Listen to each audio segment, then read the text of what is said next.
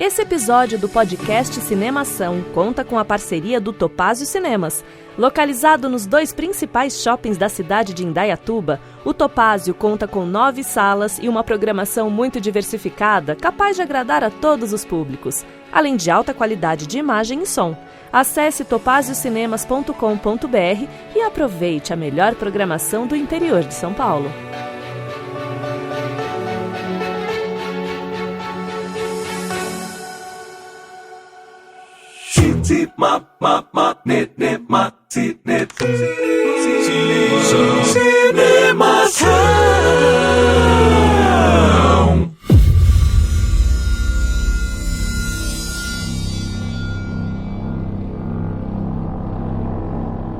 Seja bem-vindo ao podcast Cinemação 475. Eu sou Rafael Arinelli e olha, eu sou curioso.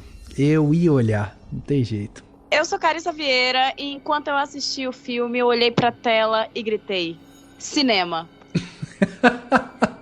Eu sou o Gustavo Fiô, do canal Fita Maldita, e assim, mais uma vez Jordan Peele provando como é sim o maior diretor de terror da atualidade. Cara, ó, e tenho dito. Eu sou Daniel Cury e todo brasileiro já tá cansado de saber que sim, existem milagres ruins. Pois é verdade. É verdade. Muito bem, meus amigos, estamos aqui reunidos em mais um podcast, né, para falar sobre Não Olhe, né, o filme aí novo filme aí do Jordan Peele, e que mais uma vez, né, nos deixa na ponta da cadeira, um suspense, um terror ali que deixa você, né, fixado na tela. Impressionante realmente como esse cara tem acertado muito a mão nos seus filmes. A gente vai falar um pouco sobre ele, lembrando, né, que assim como outros podcasts onde a gente analisa filmes, nós vamos dar spoiler, né? Então, se você não quer tomar spoiler, para esse episódio, vai ouvir outro episódio nosso aqui. Tem episódio pra caramba, a gente tá no 475, tem 474 episódios para vocês ouvirem. Então, por exemplo, o último podcast que a gente fez foi sobre soft power, explicando o que é soft power e a sua importância. Você pode ir lá. Ou o 472, né, quando a gente falou sobre a farra dos streamings, ou um mais antigo sobre filme, assim e tal. A gente tem um podcast muito legal sobre Melhor é Impossível. A gente tem os 2 filmes do Jordan Peele. Os 2 filmes do Jordan Peele, pois é. Então, estamos fazendo fazendo análise da filmografia completa dele, hein, Dani? Então, o dia que ele aposentar, a gente faz o Jordan Peele, né? Fala assim, vamos fazer agora a análise geral, balanço da carreira dele. Enfim, tem muita coisa pra ouvir, então vai lá, ouve outro episódio, a gente vai dar spoiler aqui. Pra bater esse papo aqui com a gente hoje, nós temos a nossa querida amiga Carissa Vieira, tá aqui de novo na casa do Cinemação pra ajudar a gente a debater sobre esse filme. Cá, seja bem-vinda novamente ao Cinemação. E pra quem não te conhece, quem ainda não viu você aqui, não ouviu você aqui, né, tá te ouvindo pela primeira vez, então se apresente pra esse público, Cá. Quem é Carissa? Eu agradeço mais uma vez pelo convite, eu gosto muito de vir conversar com vocês e, nossa, que pergunta profunda, quem é Carissa? Assim, eu vou responder só o básico da produção de conteúdo, porque assim, se eu for responder quem é Carissa, aí vai demorar bastante. Mas eu tenho um canal, né, no YouTube e produzo conteúdo no Instagram, muito voltado para horror e muito voltado para o estudo de gênero e raça, né, dentro do cinema. Então, faz sentido falar do Jordan Peele, que, enfim, é um diretor de horror que é negro e que não fala apenas de questões raciais, o que eu acho fenomenal. Exato, fenomenal, muito bom. É isso, e nós temos aqui também a volta do Gus, tá aqui com a gente também para bater esse papo. O Gus que é host lá no Fita Maldita. Gus, seja bem-vindo também aqui mais uma vez, né, ao Cinemação. E conta pra gente o que é o Fita Maldita e também quem é Gus, né?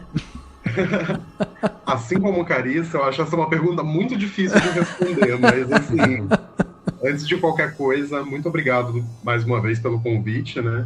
E, enfim, eu sou Gustavo, eu sou formado em cinema, estudei na mesma faculdade que Carissa, olha aí as conexões. Olha!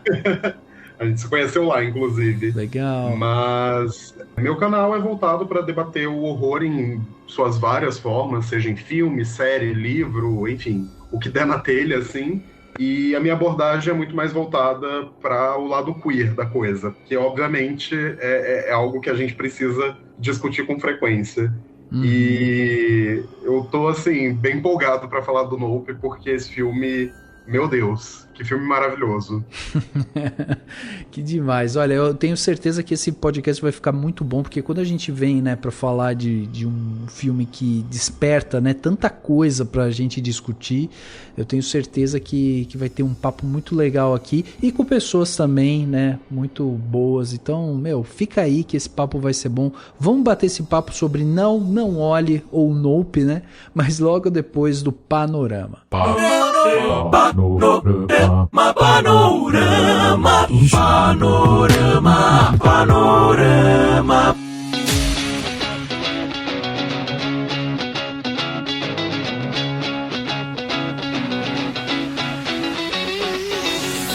Filme com um diretor promissor, escrito por um cara super talentoso, né? Então, não tem outro motivo senão você mandar comentários pra gente, né? Interagir com esse podcast aqui que estamos fazendo hoje, porque, afinal de contas, é um filme que tem muitas camadas para ser analisado, tem muita coisa, tem muita interpretação que pode ser feita, não tem nada fechadinho, quadradinho, né? Que é isso ou é aquilo, e é por isso que é importante você mandar seu comentário, falar com a gente aqui sobre Não Olhe, né? Esse filme novo aí de Jordan Peele. Por isso, vale a pena você acessar o nosso site, o cinemação.com, porque lá você vai encontrar podcast, você vai encontrar notícia, trailer, crítica, análise, dicas, explicação, vai ter muita coisa lá desse filme e de outros filmes, inclusive tem uma seção lá muito interessante que faz, né, toda a parte de crítica, então você pode entrar lá, a gente separa as críticas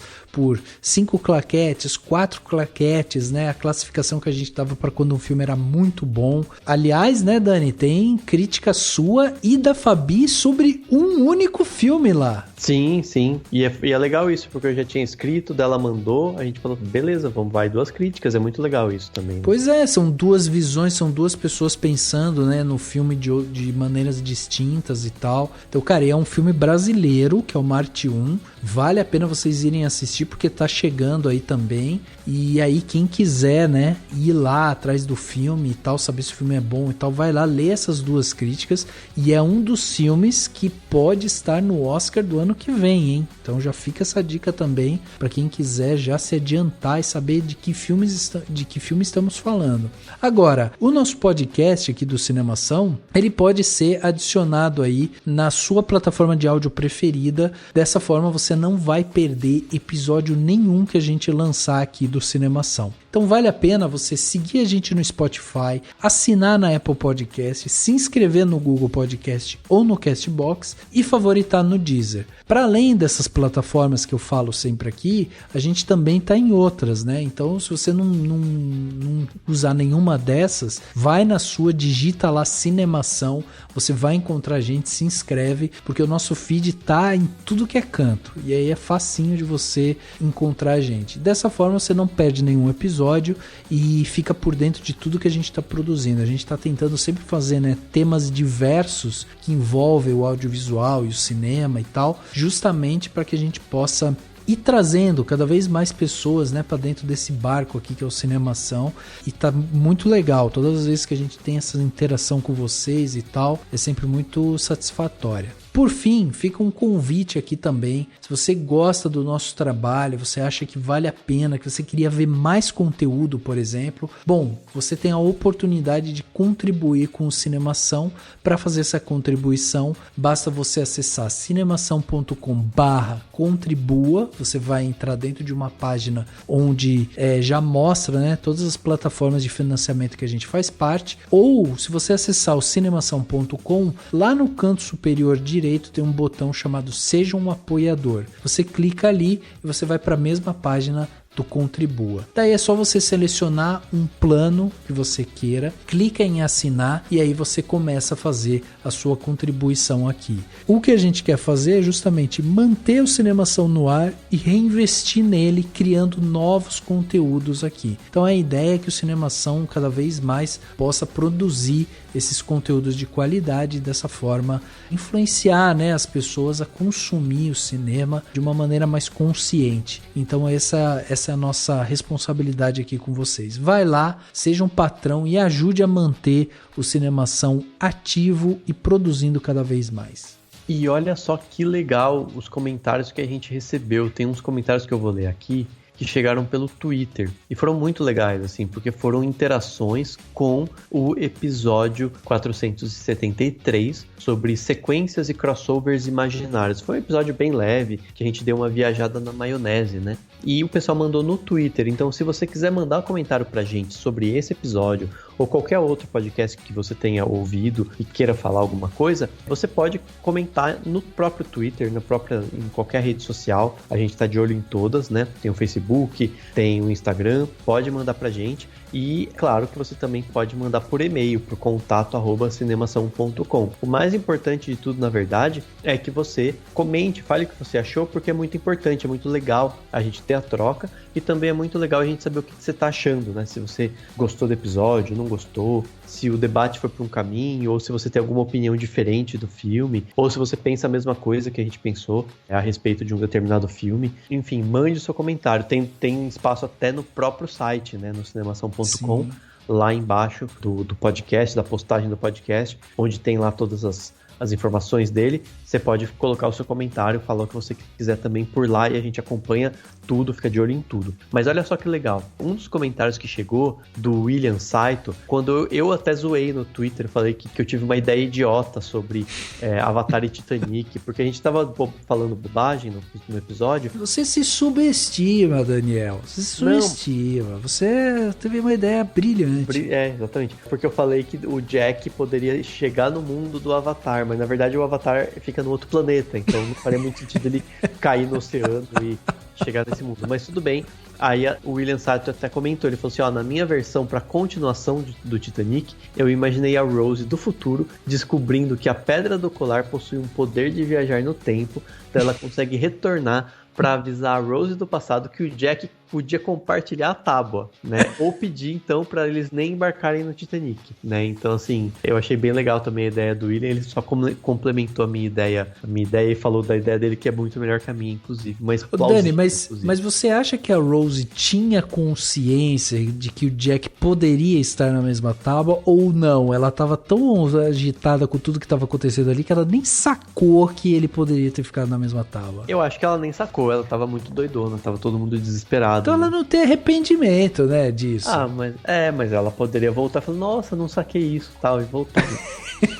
Aí tem também um comentário, porque eu também dei uma viajada numa análise do Sandman, né, que a morte tá trabalhando de boas. Aí o Matheus comentou também, ele falou que tem uma linha de diálogo que ela fala que a morte fala que não vai pra todo mundo. Então ele lembrou disso, eu até agradeci, porque eu devo ter perdido, não lembrava da fala. E tem também, quando a gente comentou sobre o Show de Truman, por exemplo, que a gente falou sobre uma possível continuação do filme, o Silas lá no Twitter também, falou que já pensou várias vezes, desde 99, quando ele viu pela primeira vez o show de Truman, que ele pensa sobre o desfecho do filme, e ele falou assim, e acho que os segundos finais do filme já disseram tudo a respeito da maior parte do interesse coletivo. De resto, terapia, muita terapia. Daí ele até pensa, será que é outro show, né? Talvez. E talvez Fiji também, que acho que é pra onde ele queria ir, pra Fiji. Sim. Então, muito legal o comentário também do Silas. E é isso, são as interações que a gente teve no Twitter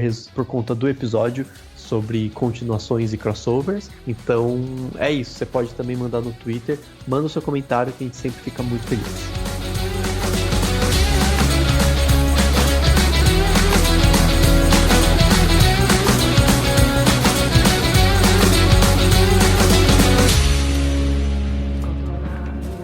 Oh, Jack.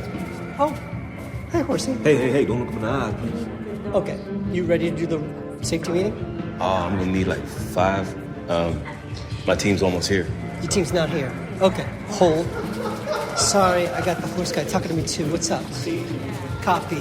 So, ladies and gentlemen, Ms. Bonnie Clayton on set. Here she is, everybody. Take a look at all of that. Ben, this is OJ, our horse trainer. You remember these guys from Flashpoint? Yeah, hi. Your name is OJ? Yeah, Otis Jr. Oh.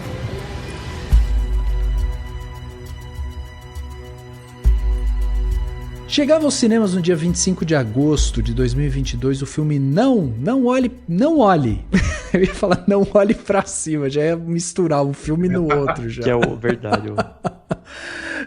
Inclusive eu acho que a entonação desse filme tinha que ser essa, assim, tipo, não olhe.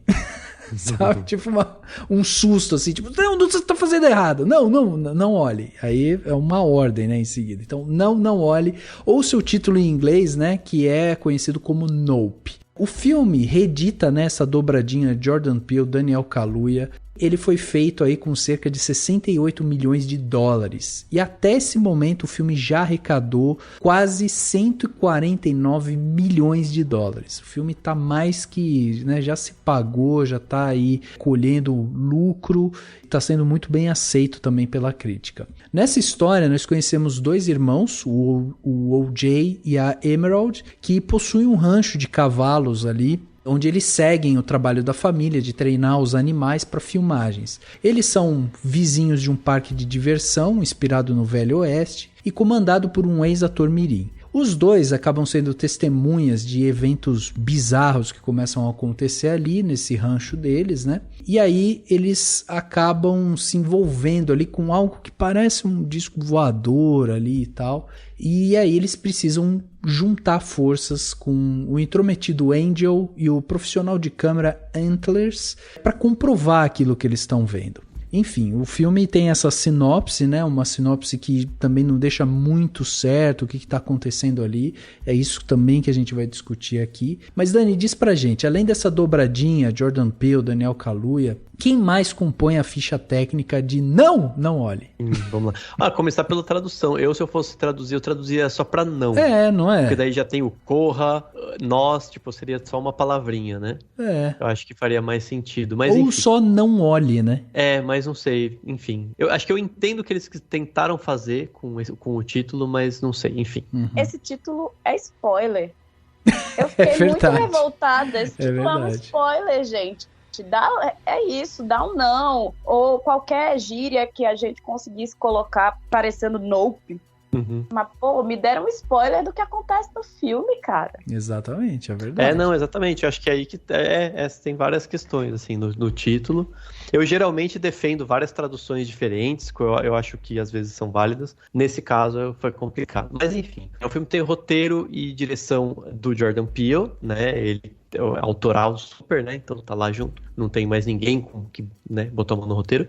A fotografia é do Roy Van Hoytema, que tá fazendo pela primeira vez a fotografia de um filme do Jordan Peele. O Roy Van Hoytema é um grande diretor de fotografia. Ele é parceiro do Nolan, né? Ele fez Tenet, Interstellar, Dunkirk, né? Ele é entre outros filmes, claro, mas ele fez esses filmes aí do Nolan. E a montagem é do Nicolas Monsoor. O Nicolas Monsoor fez a montagem do Nós, também do Peele, e fez da série Cobra Kai, e fez também a montagem de um filme que chama Keanu, Cadê Meu Gato, né? Que não é dirigido, mas é com o Jordan Peele, da carreira dele de ator de comédia, né? Que é bem diferente, inclusive, da carreira de diretor dele, né? A trilha sonora do filme é do Michael Abels, que fez a trilha do Nós, fez a trilha do Corra, e fez a trilha recentemente de um filme chamado Má Educação, que é um filme com o Hugh Jackman, um filme pra TV e tal. Acho que da HBO, né? Enfim, esses são os principais nomes. E no elenco, além do meu xará, a gente viu lá no Corra, viu no um monte de filme, né? Ganhou o Oscar pelo Judas e o Messias Negro, etc. A gente tem a Kiki Palmer, que você talvez lembre dela do filme As Golpistas, entre outros.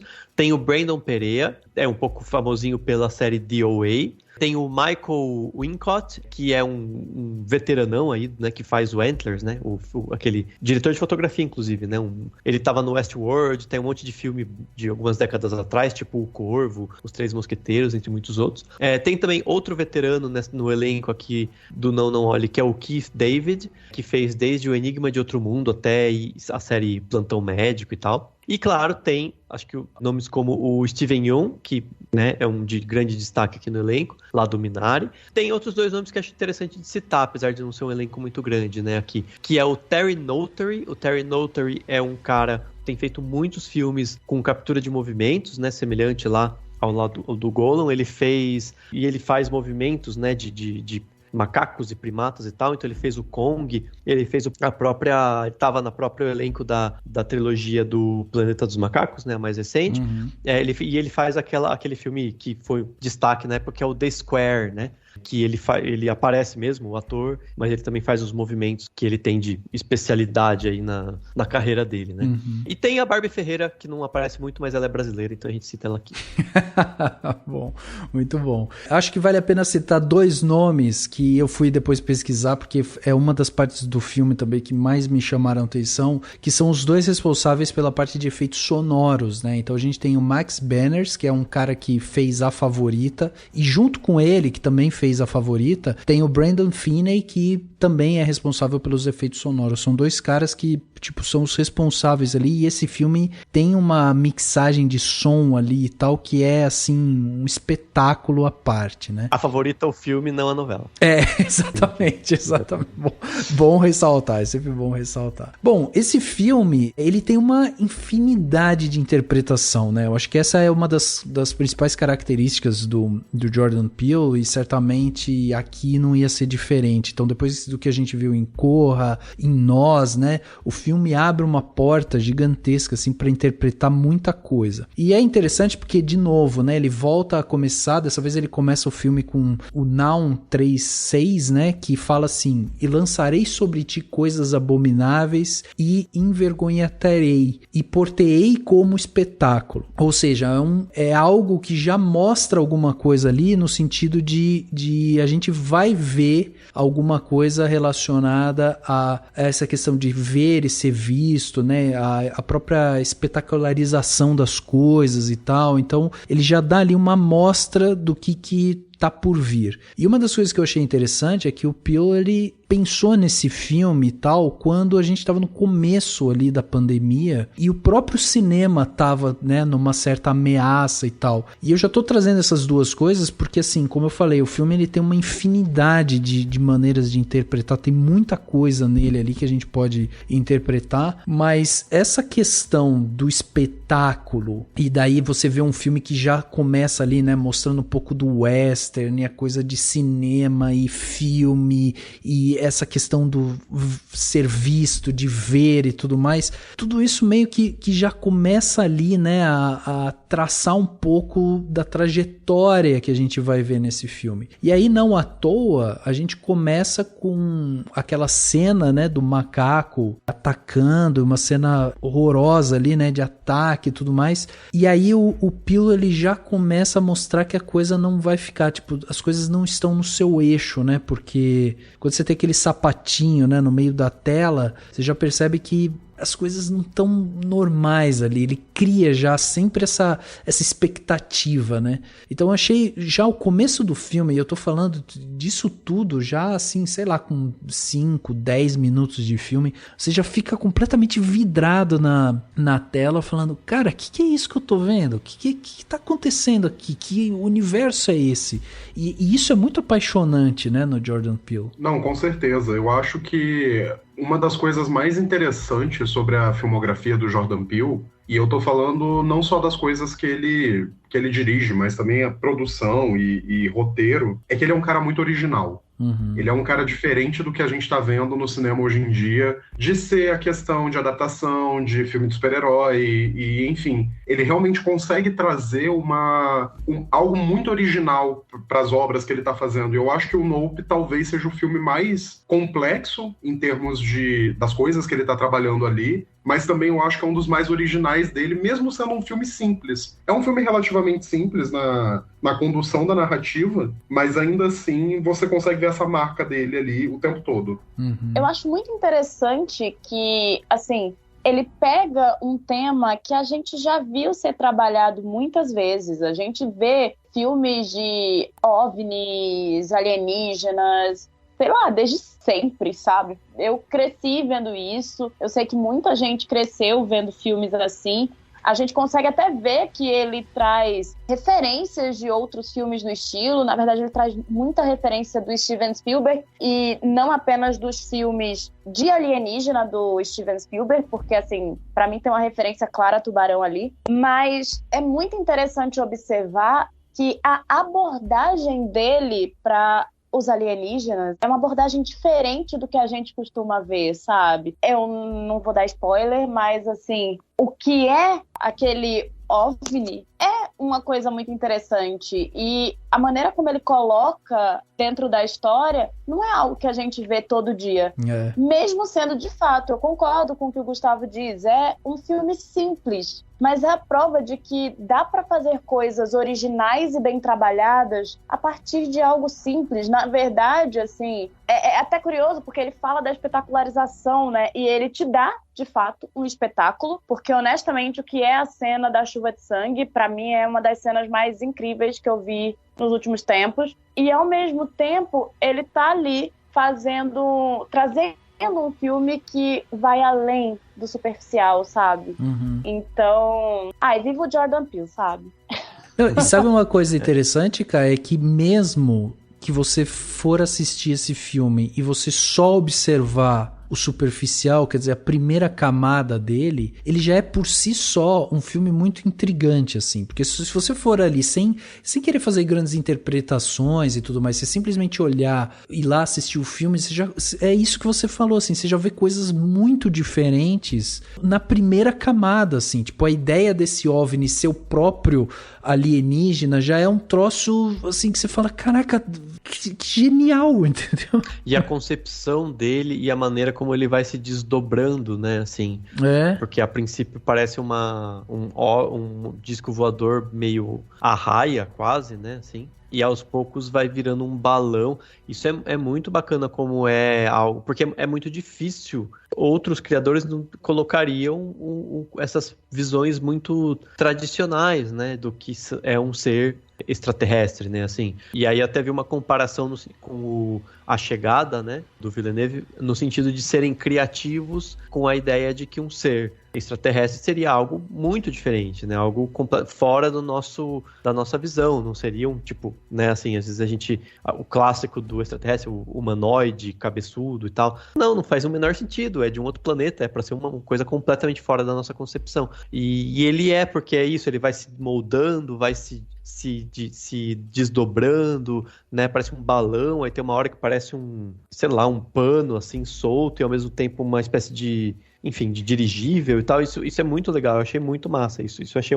assim, visualmente falando, eu falei, cara, o trabalho de desenho, né, de concepção desse ser é muito legal, muito tão criativo quanto todas as camadas que o Jordan Peele consegue pôr nas produções dele, né? Então, e aí entra um pouco disso que a Ká falou e o Gus também, de que o Jordan Peele, ele estuda muito, ele reverencia muito das coisas que ele estuda e tal. Então, veja, Ká já começou a falar aqui, tem muita coisa de tubarão nesse filme. E realmente, a ideia de tubarão tá ali, e é muito interessante você ver essa coisa invertida, né? Porque não é mar, é o céu, e aí você tem toda aquela coisa de você não mostrar, né, o bicho e tal, e aí você cria o suspense. Mas tem outra coisa que eu achei interessante. Essa coisa do design, ele puxa muito e ele bebeu muito da fonte do Lovecraft, né? Que é um autor que fala muito de criaturas que não tem muito como descrever. Por ser uma coisa tão estranha,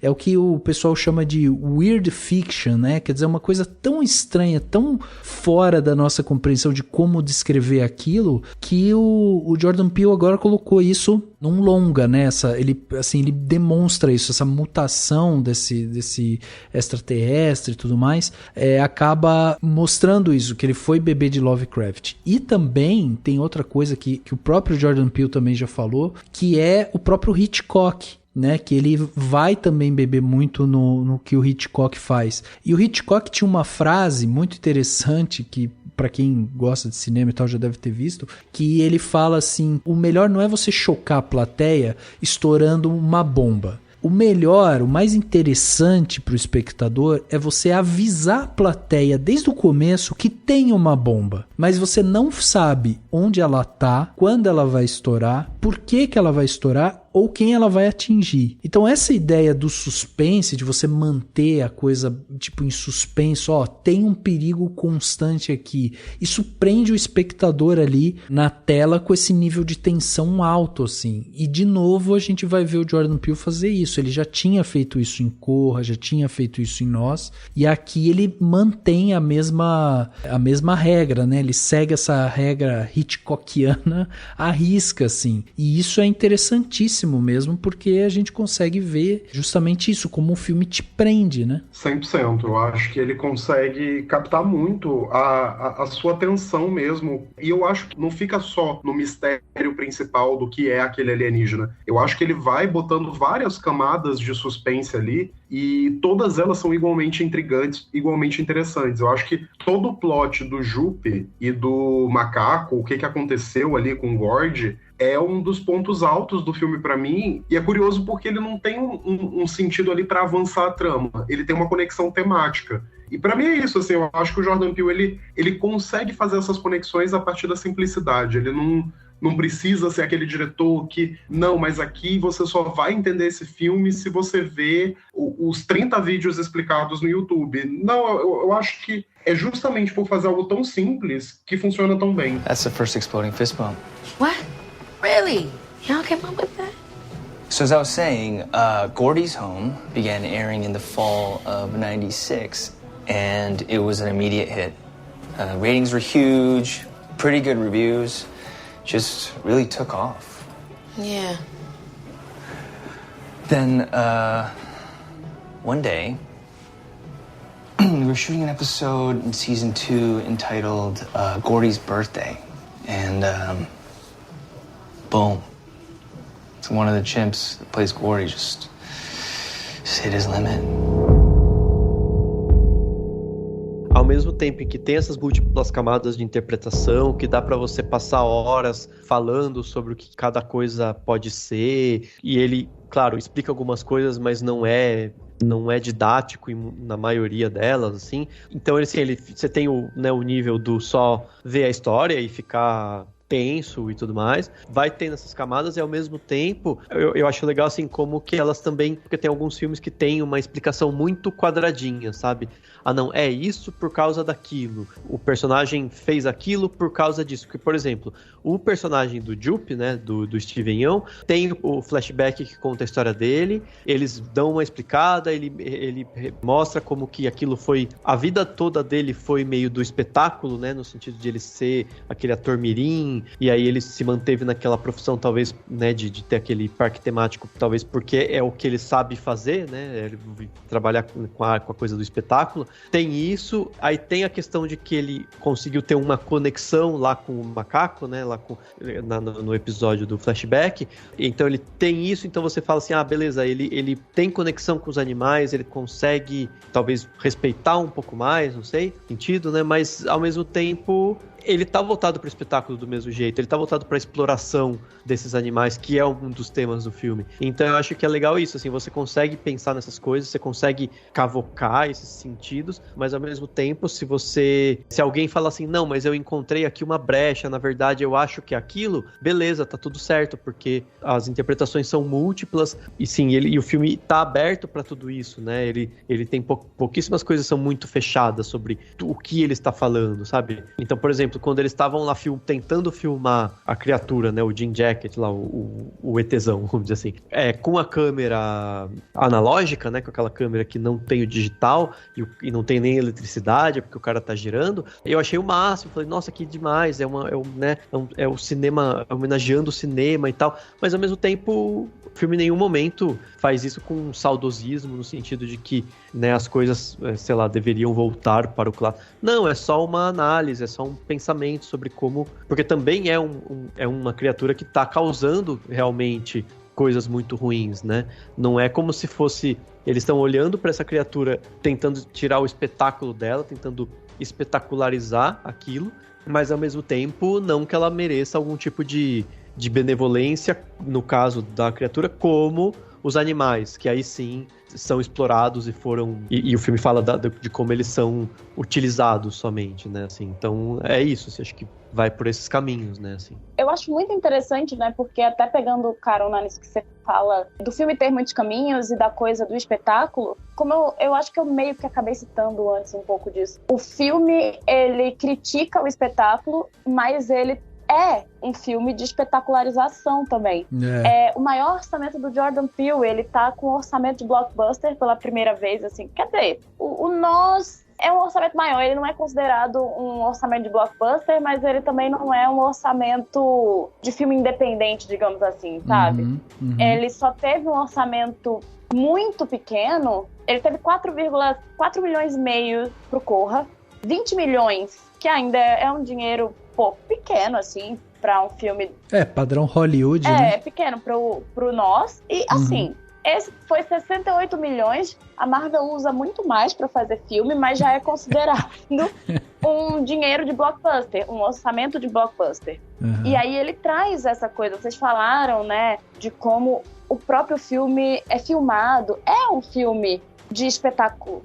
Pra mim, são dois lados do Jordan Peele ali numa coisa, sabe? Vou trazer uma crítica, contar uma história, mas eu também vou dar ao público o que, de certa forma, ele tá sedento, porque a gente vive nessa era onde a gente sempre quer mais e mais e mais, e quer consumir mais, e quer imagens que nos choquem mais, porque o que chocava há um tempo atrás não choca mais do mesmo jeito. Enfim, eu acho que o filme, ele também faz um pouco, sabe, do que ele tá ali falando. Então, ele tá criticando, mas ele não tá se isentando de dizer, eu também faço parte desse universo. Porque, na verdade, quem é que não faz? Exato. A gente vive na era do espetáculo. Exatamente. E não só isso, mas também toda a questão dele ser um diretor de horror. E o horror é um gênero assumidamente construído em cima do espetáculo. Então eu acho que é uma perspectiva muito... É isso, o filme é simples, mas essa perspectiva ela não é simplista. Ele consegue trazer as nuances daquilo. Porque quando você tá falando de um filme sobre cinema, de forma geral, você vai ter que falar de espetáculo. Sim, sim. E vocês sabem que tem uma declaração dele interessante, porque assim, quando ele pensou em fazer esse filme, tava no começo da pandemia, então começou aquela coisa do vamos ter que fechar tudo e tal, papapá, e aí a gente tinha essa preocupação, e ainda tem até hoje, apesar da gente ainda já conseguir ver, né, as coisas se desdobrando um pouco mais, mas o mercado cinematográfico lutando pela própria sobrevivência. Então, isso já era uma coisa assim que já estava ali nesse começo de pandemia. Isso era uma coisa que já estava assombrando um pouco ali o Jordan Peele nesse momento. Aí tem um momento em que ele percebe, e ele falou isso em entrevista, que quando você tá dentro do carro, no momento desse que você tá vendo, né, muitas coisas acontecendo e tal, e aí tem um acidente na estrada, você enquanto tá andando ali, todo mundo que passa pelo acidente diminui a velocidade para olhar, ou seja, busca pelo espetáculo. E aí, quando a pessoa diminui o ritmo para olhar, ela naturalmente está atrasando todo mundo que está atrás dela. E a pessoa seguinte vai fazer exatamente o mesmo movimento, vai diminuir para olhar e tal. E foi esse aspecto da espetacularização, né, que chamou a atenção dele. Ele falou, puta, eu preciso fazer um filme sobre isso. Então ele tinha uma salada de coisas que estavam cutucando ele naquele momento, sabe? Era o lance da pandemia, de estar todo mundo fechado, essa coisa, né, do distanciamento, o cinema, né, tendo que repensar e repensar seu formato mato e como sobreviver e tal. Essa coisa do espetáculo pelo espetáculo e como a gente tá sempre buscando mais e tal. Então faz muito sentido isso que vocês estavam falando por conta disso. E aí quando ele resolve vir fazer o filme e a gente assiste ele agora, eu acho que tem essa camada, como o Dani falou, tipo, vai falar sobre a questão da nossa relação com os animais, né, e do trato, né, com os animais, porque o personagem do O.J. é esse encantador de animais, né, um personagem super silencioso, né, assim, introspectivo e tal, mas é o cara que na primeira cena ali, quando ele tá com o cavalo dentro do set, é ele que domina o ambiente, ele sabe como lidar com o animal, tanto que ele vira pro pessoal e fala, eu acho que não é bom a gente começar agora, seria bom a gente esperar um pouco porque o animal tá estressado e pode acontecer alguma coisa. Ninguém escuta ele, vamos, o cavalo dá um coice lá, acerta um negócio do lado ali e tal, e aí nesse momento já tá pré-estabelecido que a gente tem que ouvir o O.J. O O.J. fala pouco, mas quando ele falar, a gente tem que ouvir ele, porque ele sabe o que ele tá falando.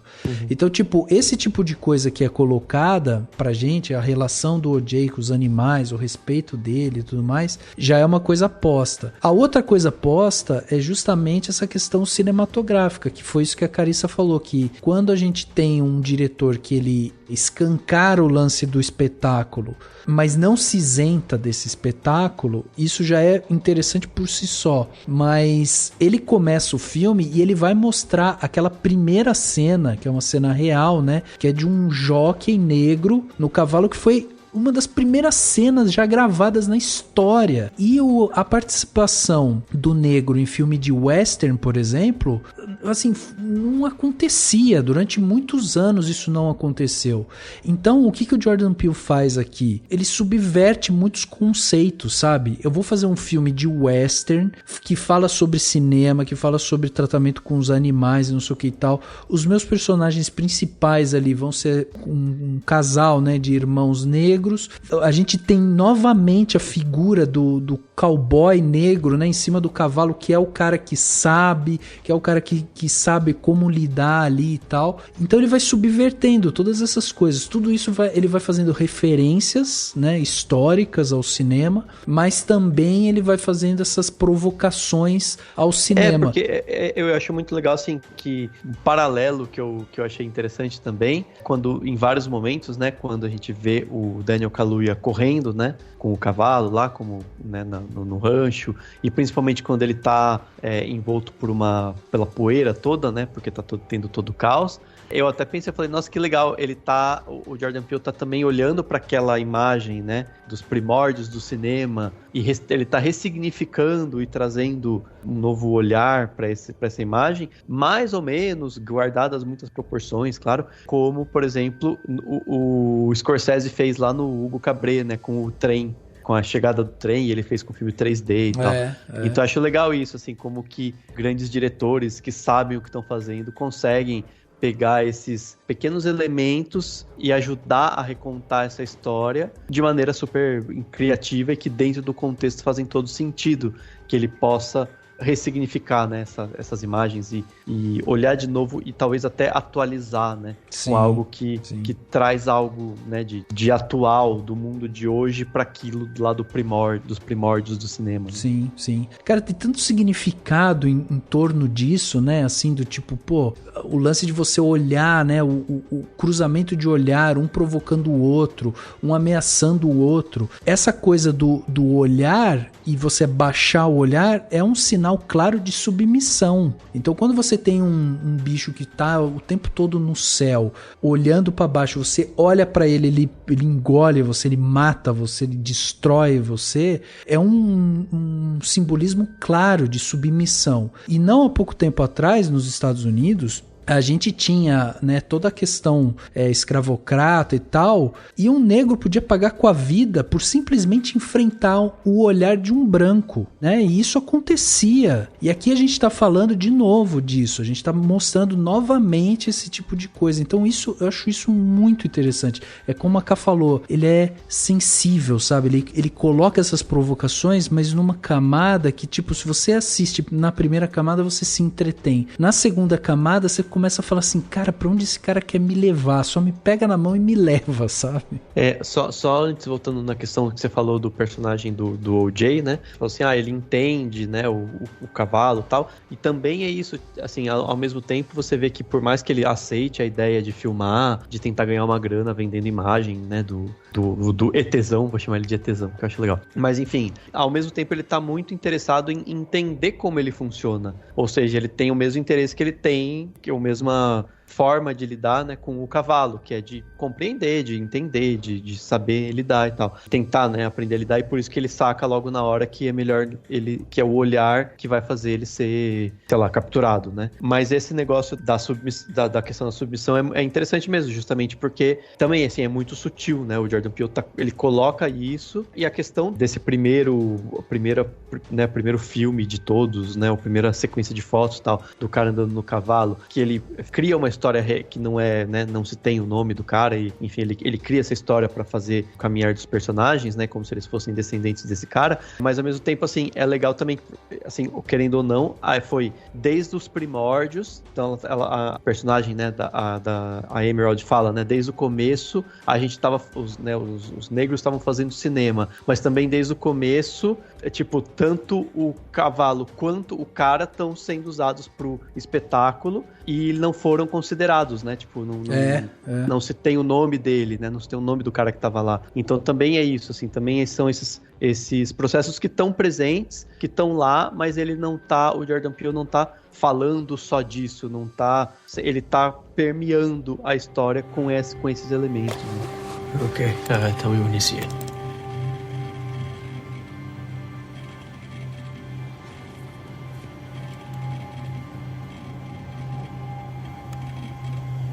There. Doesn't move. Exactly. Look at that. Yeah, okay. I went back and scrubbed through the footage, and that cloud has been right there at least since I set the cameras up. Yeah, now you mention it. I'll probably be looking at the same damn cloud every day for the last 6 months. Shit.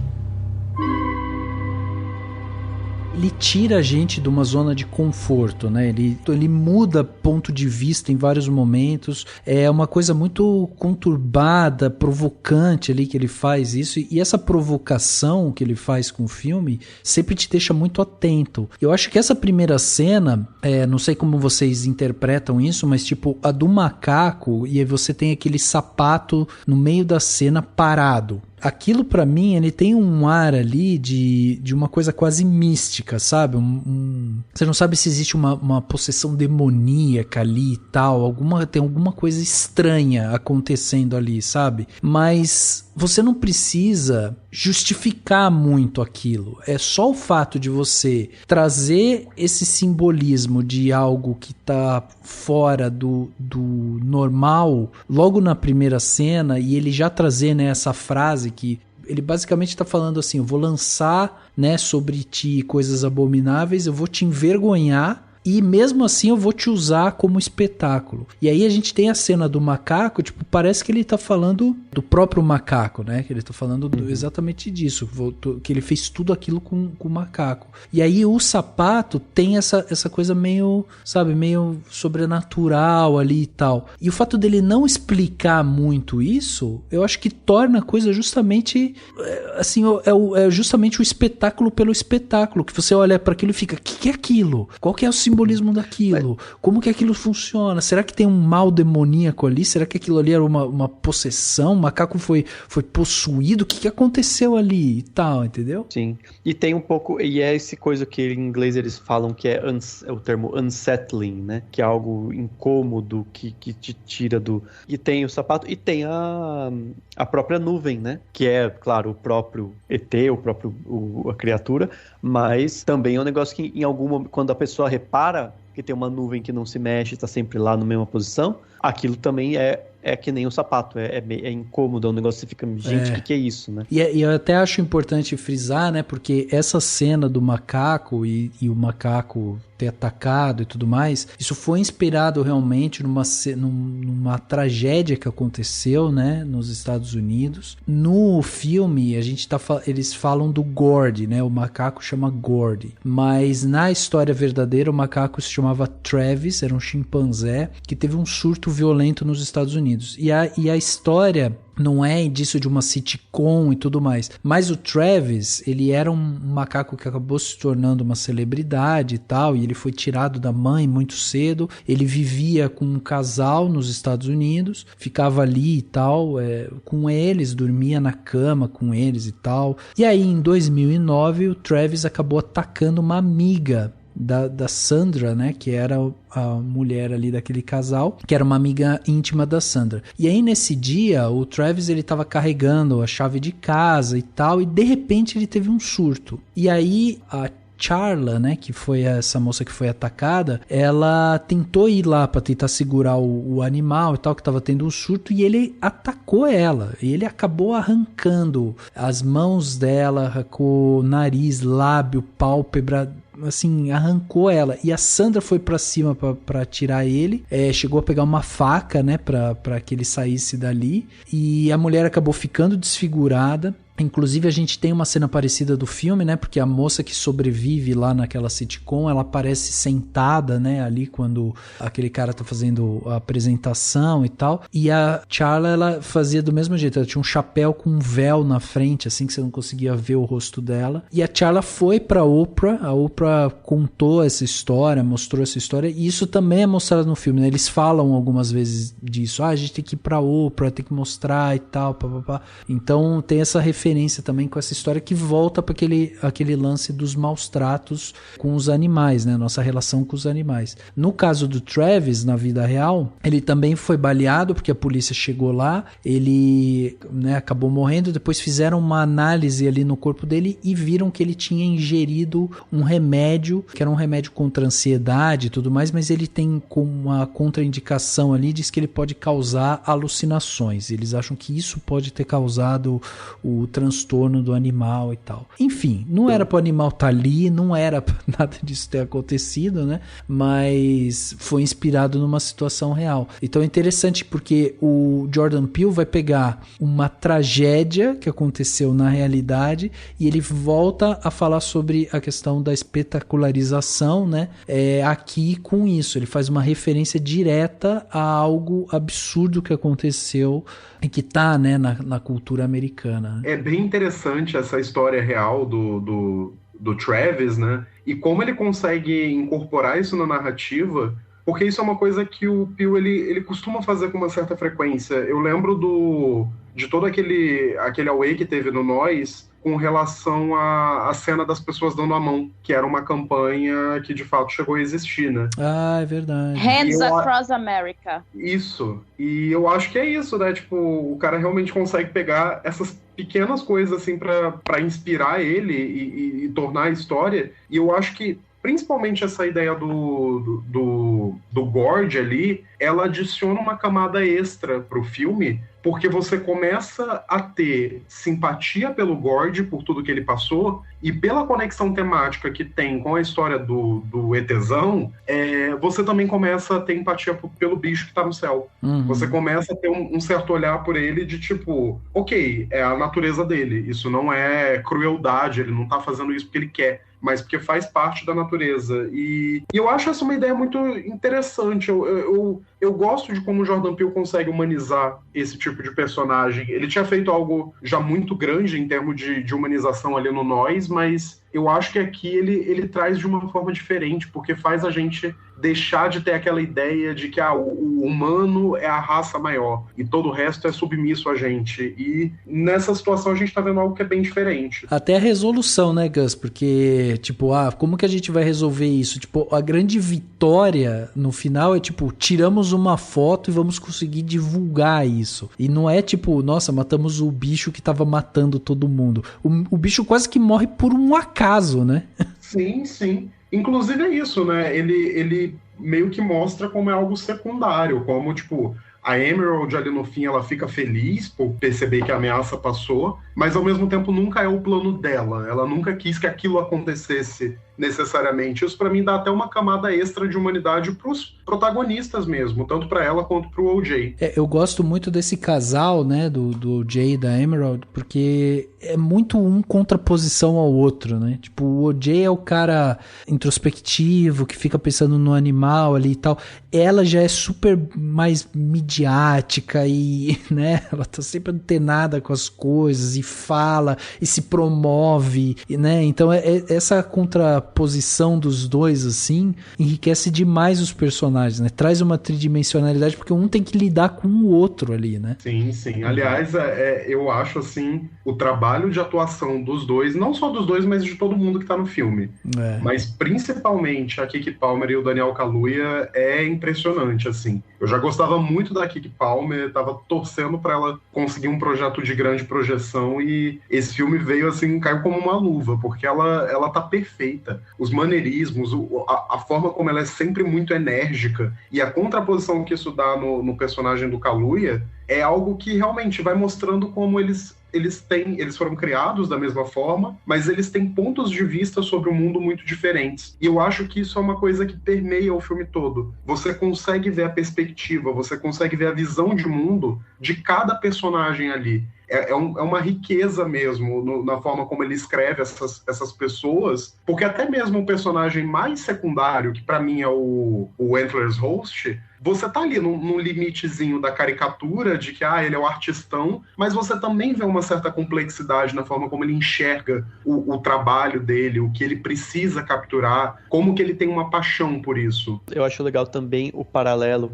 da mesma forma que tem entre os irmãos, né? O Jay e a Emerald, tem também entre o Antlers e o Brandon Perea, né? Que eu esqueci o nome do... O Angel. O Angel. Porque o Angel, assim, entra na história porque ele é intrometido, né? Basicamente. Tipo, ele entra na história porque ele vai lá e ele e ele e ele tá lá fuçando o que dá para ser visto pela câmera, né? Então ele lida com a câmera de uma maneira totalmente tecnológica e totalmente e nada artística, vamos dizer assim, né? Ele só tá querendo filmar lá, ele lida com uma tecnologia, ele sabe mexer com tecnologia.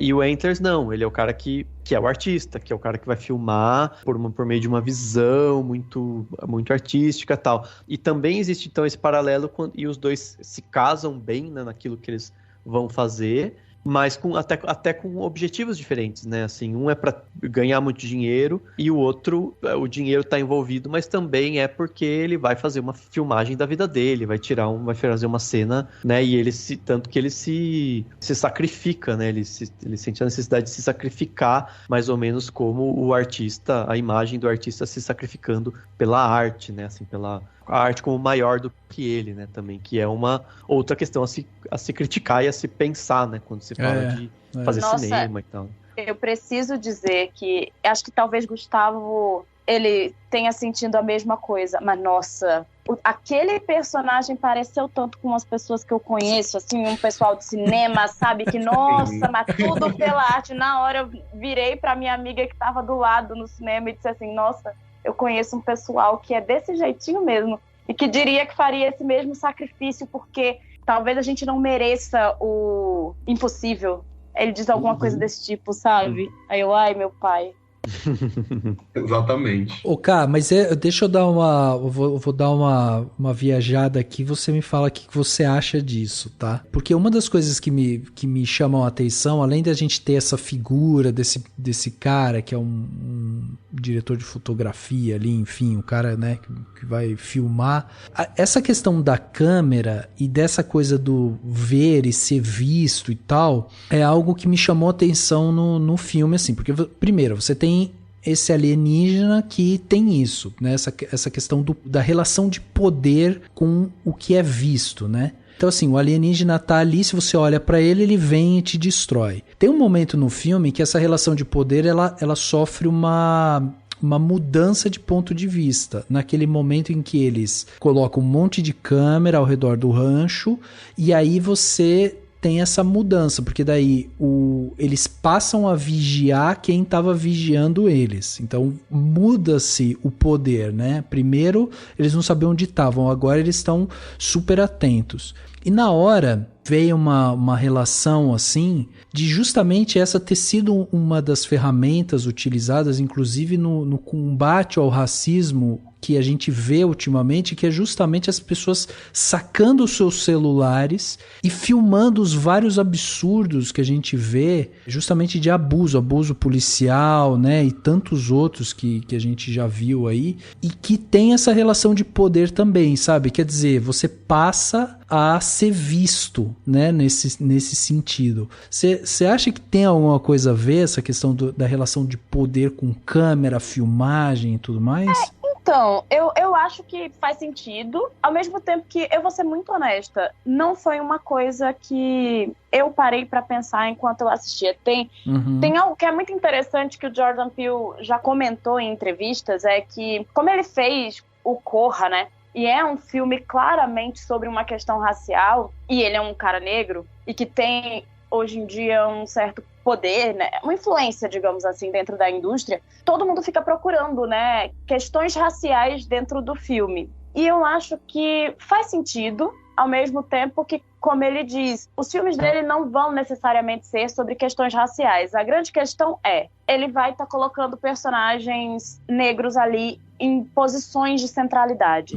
E quando você está trabalhando com personagens negros em posição de centralidade, o racismo é algo que existe. Então, para mim, acho que faz sentido a interpretação, mas ao mesmo tempo eu me questiono se não é uma daquelas interpretações que não são necessariamente nem o que ele estava pensando quando ele fez. Para mim é muito mais claro a relação, por exemplo, do O.J. quando ele tá logo no início naquela cena com o cavalo. Pra mim, as questões raciais ficam muito mais marcadas ali, sabe? Nas relações do dia a dia. Na questão de, tipo, ele tá ali com aquele monte de gente que é branca, e aí chega a atriz e pergunta, por exemplo, O.J., porque, claro, né? Tem toda uma história de um negro chamado O.J. e que, enfim, O.J. Simpson e tal. Então, pra mim, essas coisas, pra mim, é uma questão racial muito clara ali. Mas, ao mesmo tempo, eu acho que o celular é interessante, mas, de fato, as pessoas negras estão deixando de morrer. O celular ajuda até certo ponto. De fato, ele não faz uma grande diferença. Tudo bem que ali também, no caso do Jean Jacket, o Jean Jacket ainda estava em situação de poder, né? E quando a gente pensa na polícia, a polícia, independente do celular, ela tá em posição de poder, sabe? Muitas pessoas pretas, inclusive, têm medo de pegar o celular para gravar, dependendo da situação. Dito isso, sendo ele uma pessoa negra que tá colocando negros no centro, a gente consegue, sim, fazer essas analogias e tal.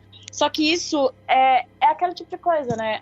Quando a gente faz alguma coisa, qualquer obra artística, é do mundo, deixa de ser nossa. E que, assim, tá ali de qualquer forma, porque também é isso. Ele é um homem negro e as referências dele sempre vão partir desse lugar.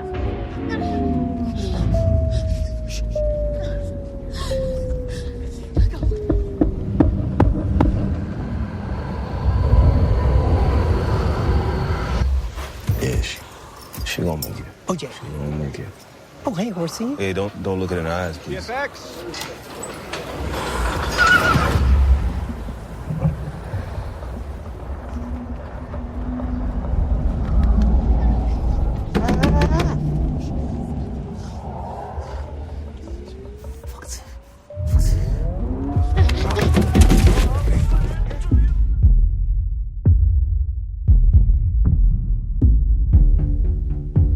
Para mim, essa questão do espetáculo, que para mim é um tema corrente aqui, né, no filme como um todo, foi ficando cada vez mais evidente enquanto eu estava assistindo o filme, sabe? Eu ainda quero assistir o filme mais uma vez e tentar perceber outras nuances dele, mas essa relação de poder, né, sobre a questão dos ser visto, estar vendo e tal, eu achei muito interessante realmente, assim, como ele consegue ir fazendo. E, aliás, isso é uma outra coisa também, que tecnicamente o filme é muito bonito, assim. A gente já falou aqui, A Carissa até falou que, isso daqui é um filme, né, padrão blockbuster, com verba pode ser considerado uma verba blockbuster e tal, mas ele ter trazido o Hoyt Van Hoytman, que é hoje um dos melhores fotógrafos que a gente tem dentro do cinema e tal, a gente vê uma qualidade ali impressionante. Esse filme tem cenas que dá vontade de você pausar assim e ficar olhando. Só que o Jordan Peele, sabendo disso, ele trabalha também com o ritmo, né? O ritmo do filme é muito controlado, assim. Você percebe como o Jordan Peele, ele tem o filme na mão. Ele sabe exatamente quando acelerar, quando diminuir e tal. E aí ele começa a trabalhar com os planos longos, sabe? Ele faz uns planos longos. Ele obriga o espectador a ficar contemplando aquela cena, a ficar olhando os detalhes da cena. Os movimentos de câmera são movimentos leves, são movimentos que você vai realmente, sabe, absorvendo tudo que tá em tela, assim. E isso dá tempo, inclusive, da gente observar, se angustiar e perder a respiração enquanto a gente tá assistindo, né? Porque você vai ficando angustiado com aquilo que tá ali. Mas, ao mesmo tempo, eu acho que ele é um pouco mais ousado do que os filmes anteriores do Jordan Peele, porque ele tem um tempo que muito do público, digamos, o moviegoer, né, a pessoa que vai pra, né, enfim, e que estava provavelmente esperando um filme tão tenso e com um tempo mais, digamos, tradicional, comercial, do Corra e do Nós, eu acho que muita gente pode não gostar tanto, sabe? Ah, sim, é. Porque justamente ele falando, quer saber, eu vou pegar esse filme que eu tenho mais grana e eu vou fazer sabe assim, vou permitir que ele tenha o tempo certo pras coisas, não vou, sabe, nem acelerar, nem deixar ele super tenso. E acho que quem vai esperando um filme de terror mais desses mais comuns, ou que deixam todo mundo muito, muito com medinho e muito não sei o quê, eu acho que o Jordan Peele consegue dar uma quebrada nessa expectativa. E ele até brinca com isso naquela cena no estábulo, né? Porque o O.J. vai lá, aí você fica meio num cagaço, tipo um bicho que aparece, e aí no fim é umas crianças idiota, né? Com uma máscara. E é muito legal isso, tipo, é ele falando assim, tá vendo? Não é esse filme aqui que eu vou te mostrar, não. Ele só tá tirando uma, né? Eu só tô tirando uma com a sua cara. Eu particularmente gosto disso, assim. Eu tava vendo o filme muito nisso, assim, eu gostando muito da tensão, mas ao mesmo tempo eu lembro que eu tava em vários momentos eu fiquei, gente, sabe, eu sei que eu vou ter que pensar nesse filme depois, deixa eu só curtir isso aqui, sabe? Mas ao mesmo tempo eu acho que ele tende a ter, sabe, assim, naquelas notas de crítica e público, muitos do público vão dar aquela nota baixa, e só pra exemplificar, né? Porque eu acho que ele tem talvez esse timing dele, né? Ele tá preocupado com outras coisas que não em ter aquele tempinho comercial, né? De Hollywood, assim. Concordo, e eu acho que vai além até. Eu acho que é tudo isso, ao mesmo tempo que eu acho que também tem uma questão que eu saí do cinema dizendo isso e eu já vi pessoas reclamando. A expectativa, sabe? As pessoas, em geral, nós fomos educados a ver filmes de alienígena que partem de um determinado princípio ou padrão, enfim. E o filme, ele não te entrega o alienígena que todo mundo está acostumado. É. E isso quebra a expectativa do público. Pessoalmente, eu acho incrível. Mostra simplesmente que o Jordan Peele, ele é criativo e ele não quer fazer as mesmas coisas que outros cineastas fizeram e que, assim, já fizeram muito bem, por que ele faria igual? Mas as pessoas estão acostumadas a isso. Então, elas vão esperando, muita gente, inclusive, esperando que seja igual ao trailer. E, honestamente, assim, quem achou que ia ser igual ao trailer? É que olha... E também estão acostumados a ver trailer que conta o filme todo e já te entrega tudo que vai ter, né? A gente vive numa era onde todo mundo quer tudo absurdamente mastigado. E o filme não é Sim. desse jeito, né? Eu tenho alguns comentários para fazer aqui sobre tudo isso, mas a primeira coisa que eu lembrei aqui agora, pensando nessa fala do Daniel sobre como o filme meio que brinca com essa questão da tensão e da expectativa e principalmente dos sustos que ele acaba não tendo, eu acho que um dos grandes momentos para mim é o grande jumpscare da Barbie Ferreira aparecendo, porque é construído como uma cena para dar medo e aí ela aparece, ela tem um diálogozinho e ela some. E eu acho isso incrível. Outra coisa que eu tava pensando sobre é que, sim, os trailers, eles enganam. Ao mesmo tempo, eu tenho que fazer aqui minha crítica à dona Universal, porque esse filme ele chegou com atraso aqui, e antes dele sair, a Universal soltou um trailer que mostra tudo, que mostra a forma final do alienígena, que mostra ele aparecendo, e tipo, gente, pelo amor de Deus. Mas isso entra numa questão bem grande, que é como a distribuição de filmes que não são os grandes blockbusters está se tornando aqui no Brasil nos últimos anos. Principalmente no caso do horror. O horror tá sendo um dos maiores afetados por isso. A gente viu que um monte de estreias acabaram sendo adiadas, como O Homem do Norte, O Telefone Preto, agora o Nope, e eu acho essa decisão muito covarde. Mas, enfim, só para ressaltar mesmo, eu gosto dessa dicotomia de como o filme tem esse título, né, brasileiro, do Não Olhe, mas ao mesmo tempo ele é muito vistoso. Ele é um filme que dá gosto você observar, você vê as cenas, você vê cada detalhezinho. Quando o alienígena revela a sua verdadeira forma, é um uso de CGI tão meticuloso ali que pra mim é mais uma prova. O Jordan Peele, ele é sim um diretor perfeito, assim, ele preenche todas as caixinhas. E você sabe que você falando isso, Gus, até tem aquela cena, né, de quando eles arquitetam o plano para fotografar o alienígena e tudo mais, e aí quando você tem lá o O.J. em cima do cavalo, esperando o momento certo e tal, surge aquele motoboy, né? E aí esse motoboy, tipo, surge, é um cara já de mídia que tá entrando lá pra atropelar tudo, né? Quer dizer, o cara vai, ele, né, invade e tal. E aí depois eu fui dar uma lida e vi que isso tem uma simbologia, inclusive com um site americano que se chama TMZ.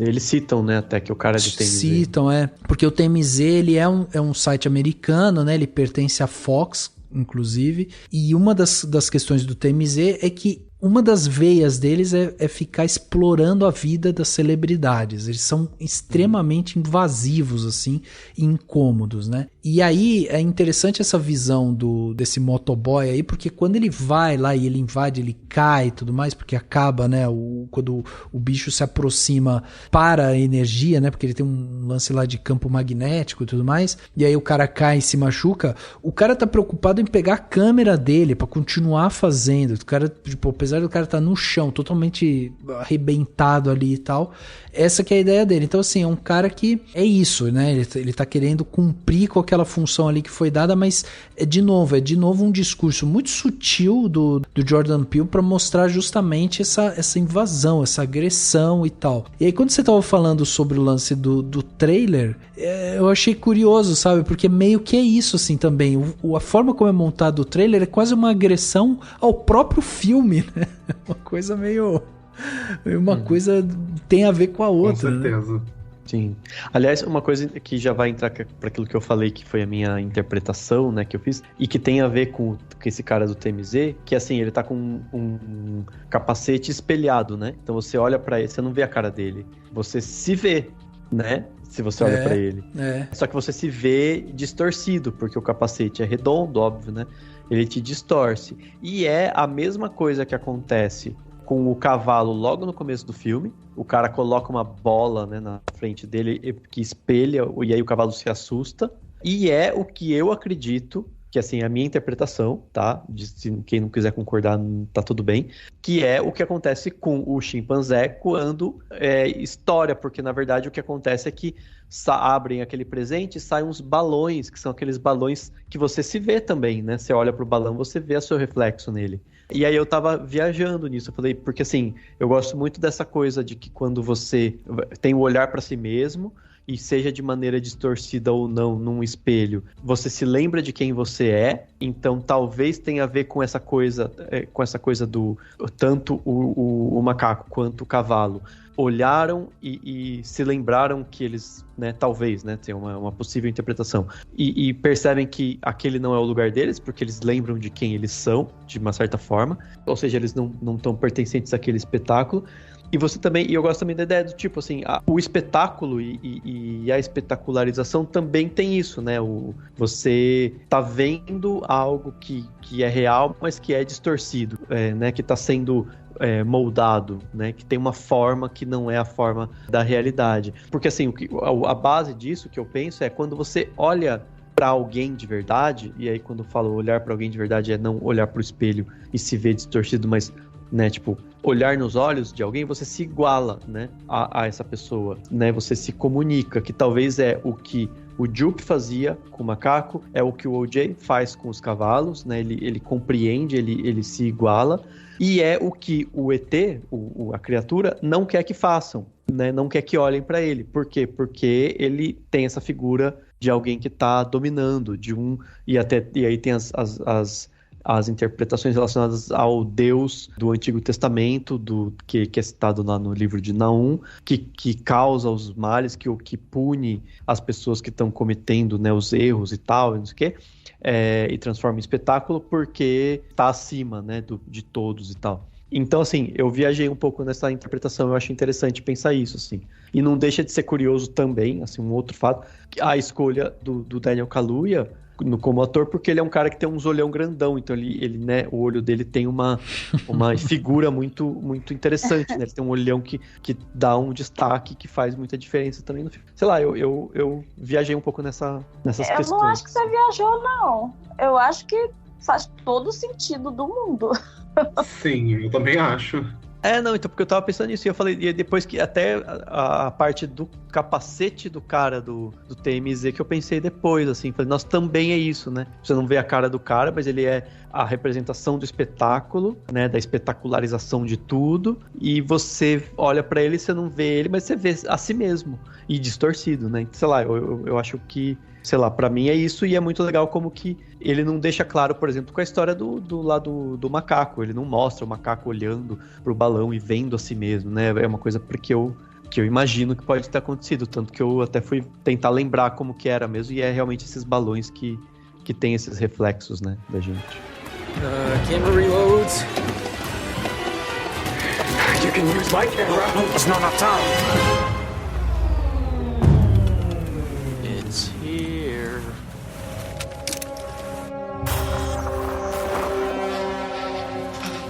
Scorpion King, make a name for yourself. What is that? My bad, man. Hey! Oh my God! My camera! I need my camera! Oh, the fuck!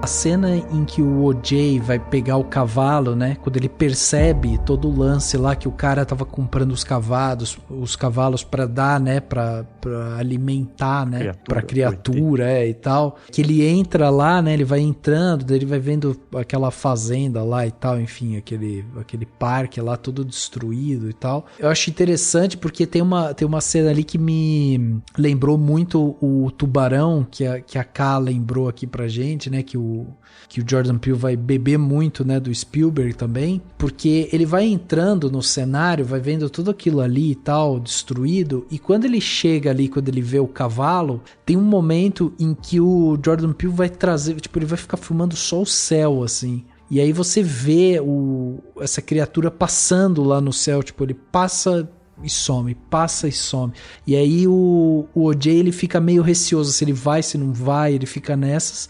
Aí do nada a criatura vem, né, baixa ali pra fazer aquela sucção lá, pegando tudo que tá ali e tal. Essa construção de tensão é muito bem feita, assim, muito feliz, assim. Por isso que quando vocês falam do Jordan Peele ser hoje um dos caras, né, mais relevantes dentro da área do terror e tudo mais, eu só tendo a concordar com vocês, assim, porque para além dessas interpretações que a gente tem aqui, que dá para viajar em várias coisas, só essa coisa de, sabe, como ele constrói o filme por si só, já tem uma coisa assim muito bacana de você assistir e entender aonde que o terror, né, se encaixa ali, como ele consegue construindo essas camadas de tensão. Então isso é muito legal, E eu queria só ressaltar também que, cara, com efeitos especiais assim, né, grandes efeitos especiais, não, assim, são coisas tipo tranquilas, não é tipo, nossa, que coisa, o cara teve que reconstruir não sei o que inteiro, um monstro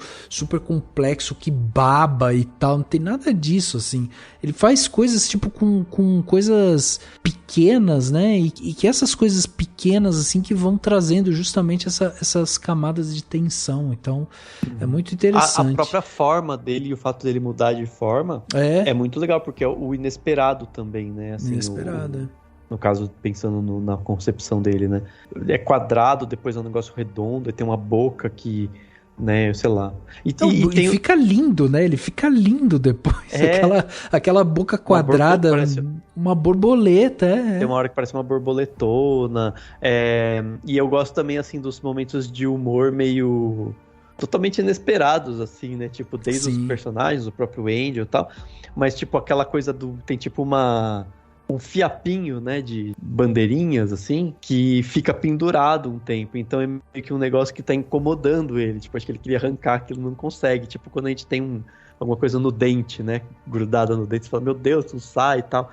E aí depois eles usam pra dar medo, né, nele. Tipo, o O.J. coloca, né, uma bandeirinha pra meio que afastar, porque ele sabe que ele vai ter medo daquele trem, porque ele ficou incomodado na primeira vez. Eu achei muito massa, tipo, e sei lá, pra mim foi uma gagzinha de humor, sabe? Um negócio meio de, tipo, o bicho não quer se entalar com uma bandeirinha daquela, né, de novo. Inclusive porque tem isso, né, também, o Jordan Peele veio do humor, né? Ele é um cara que faz muitas sketches também, né? Então ele tem esse humor. E todos os filmes dele tem, né? Acho que sei lá, até acho que o próprio Corra tem mais, não lembro do Nós tem tantos momentos, mas o Corra tem vários momentos, né, engraçados. Sim. E só adicionando a isso, eu acho muito interessante como ele faz um humor que não precisa se explicar e que ao mesmo tempo utiliza todos os recursos cinematográficos que ele tem à disposição.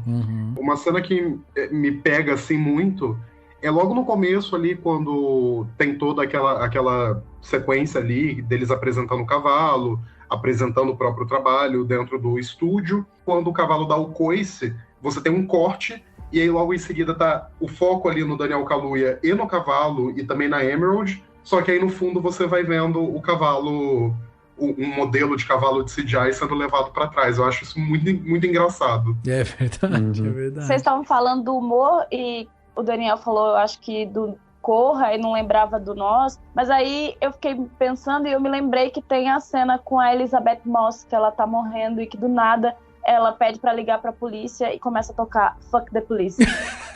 Sim, boa, sabe? boa. Umas coisas bem assim, eu gosto muito de como ele trabalha o humor, porque muita gente também adora, né, achar que horror e comédia não se misturam, e gente, se mistura. E se mistura muito bem. Exato, se mistura Sim, muito não. bem. Se mistura bem. É muito. Até porque tem a antítese, né? Às vezes você dá uma risada de nervoso com alguma coisa, dependendo do filme, ou então você, tipo, se desarma no humor pra daí logo depois ter mais medo, se for o objetivo, né? Sim. É muito legal. E eu acho que outra coisa também interessante pra quem gosta de estudar cinema, né? Gosta de reparar em detalhes e tal, é que esse filme ele trabalha muito na sua parte de roteiro, né, com aquelas, como chamaria isso, uma técnica, enfim, mas ele vai deixando aquelas migalhas de pão, né, que a gente fala que, assim, em vários momentos ele vai dando dicas de coisas que estão por acontecer. Então, tipo, o filme por si, ele já é muito redondinho na sua parte de roteiro. Vou dar um exemplo aqui. No momento em que o Jupe aparece lá no rancho deles e leva um folheto, né, pra falar, viu, vou fazer um show ali, vocês não querem ir, não sei o que, eles meio que querem dispensar ele logo, o folheto voa da mão dele, e isso vai reaparecer mais pra frente, quando o O.J. pega o folheto no chão, e daí quando ele lê o folheto, ele percebe que o cara tava fazendo um anúncio que, né, ia ter uma invasão, não sei o que ele ia, né, um espetáculo ali, e daí ele faz a conexão. Pô, eu tava vendendo os cavalos, que a gente já sabia antes, né, também que o O.J. tava vendendo os cavalos pro Jupe, porque ele queria depois comprar de novo por conta da grana e tal. Então, tipo, tudo isso tudo vai sendo amarrado, sabe? Daí quando o O.J. vai lá pra pegar o cavalo, tem todo esse lance dele dele ver a cena, o que tá acontecendo.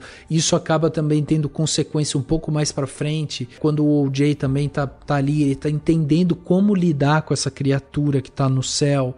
O próprio lance, como o Dani bem lembrou, daquela bola, né, que eles usam no cavalo, que o cavalo se vê distorcido e tem uma reação. Depois tem os balões do macaco, que o macaco vê, tem um outro tipo de reação. Aí o motoqueiro tem uma outra bola, outro tipo de reação. Tudo isso vai levando o O.J. a entender também que ele não pode olhar, né, pra criatura. E também tem aquela outra, um outro assim também muito simples, que é a própria irmã, né, do O.J. falando que, você sempre olhou pra mim, você sempre teve olhos pra mim e tal. E naquele momento tenso, com a criatura entre os dois, o O.J. faz o sinal de estar olhando para ela, o mesmo sinal que ele fez quando eles eram crianças e tal. Então tudo isso são coisas que você vai construindo no roteiro, que vão conectando o público ao roteiro. Tô falando isso porque eu acho importante, porque a gente tá falando de um filme que é dirigido pelo Jordan Peele, mas também é escrito pelo Jordan Peele. Daí a pergunta que eu ia fazer pra vocês, que são amantes de filmes de terror, é se além de ser um dos grandes diretores de terror do momento, se vocês também consideram ele um dos grandes escritores de terror do momento também. Ah, mas com certeza. Com certeza. Eu acho que a forma como ele consegue trabalhar os roteiros dele me impressiona, assim. Me impressiona e me inspira. Como aspirante a roteirista, me inspira muito. Porque eu acho que ele volta para aquilo que a gente comentou no início. É simples.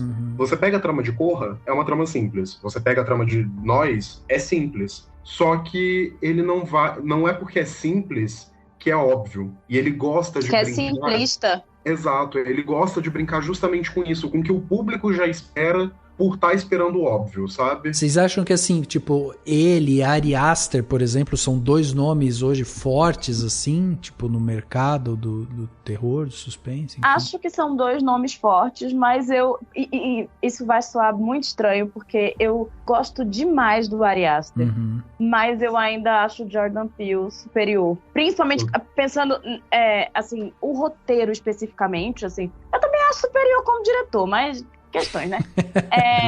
Diz a mulher que ama Hereditário e que ama Midsommar, tá? Eu realmente adoro os dois filmes. Defenderei Midsommar até o final da minha vida. Mas, assim, eu acho que o Jordan Peele tem mais consistência, digamos, na forma como ele escreve. Não é nem... eu acho que são coisas diferentes também, sabe? Não precisa nem comparar os dois. Eu acho que eles são realmente dois cineastas e roteiristas ótimos, mas eu acho que o Jordan Peele, ele não é simplesmente, e não é desmerecendo roteiristas de horror, sou uma, inclusive, mas eu acho que ele ultrapassa a questão do gênero. Ah, tá, entendi. Sim. O Jordan Peele, ele escreve basicamente qualquer coisa. E a gente pode olhar, inclusive, as coisas que ele escrevia antes ir para o cinema, sabe? Ele já escrevia as sketches de comédia dele, e são muito boas. E se a gente for olhar, ele tem produzido algumas coisas, mas tem outros filmes aí que ele escreveu também. Então ele tem... Se a gente vai olhar os roteiros que ele escreveu, são todos excepcionais, assim. Então, eu acho que ultrapassa.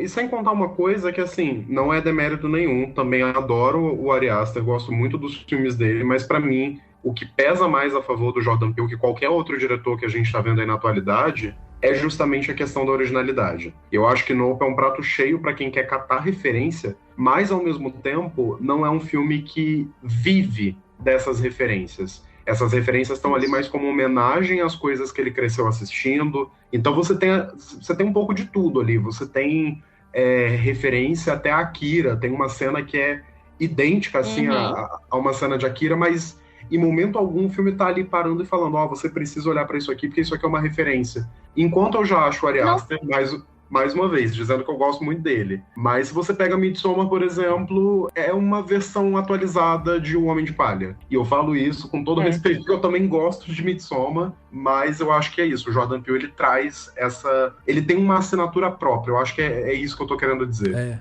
E a assinatura dele tá tanto na direção quanto no roteiro. Muitas pessoas confundem as duas coisas, mas dá pra fazer essa distinção, sabe?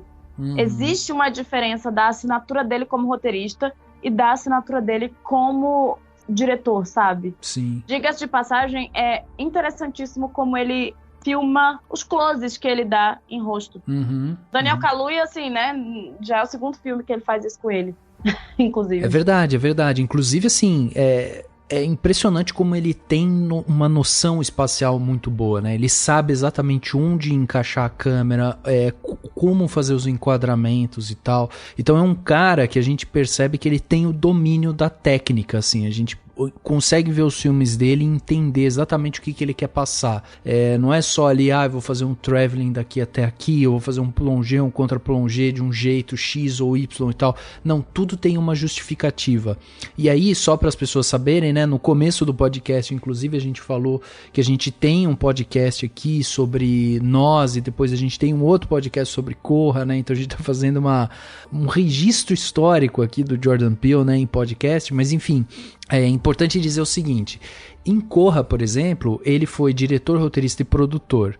Aí, em 2018, ele aparece com Infiltrados na Clã, né, onde ele foi produtor do filme. Ele não dirigiu nem escreveu, mas ele foi produtor. Então entra nisso que a Ká tá falando, né, sobre ele tá produzindo algumas coisas interessantes também e tal. Aí em 2019 ele volta, né, dirigindo e roteirizando o Nós, né, e foi produtor também. Aí em 2021 ele aparece com Candyman, né, e aí ele aparece como roteirista só. E aí ele não faz a direção, mas ele é roteirista e produtor de Candyman. E agora, né, aqui em Nope, ou Não Olhe, né, ele tá aí também de novo como diretor, roteirista e produtor. Ou seja, ele tem feito assim, um sim, um não. Ele aparece como diretor, depois ele sai, ou ele vira só roteirista ou só produtor, enfim. Mas é um cara que já ganhou o Oscar, né? Já ganhou o Oscar por justamente Nós, o Oscar de melhor roteiro original. Isso mostra justamente esse domínio dele da escrita e como ele consegue realmente ser muito versátil e tem esse domínio. Então é realmente um diretor que é jovem ainda, né? Afinal de contas, a gente está falando de um cara de 43 anos. E tem muito ainda pra gente ver desse cara, certamente, porque, olha, é um talento e é uma delícia ver os filmes do Jordan Peele, assim, por mais contraditório que isso seja, né, um filme de terror ser uma delícia de ver, mas é impressionante, quem gosta de cinema precisa assistir Jordan Peele.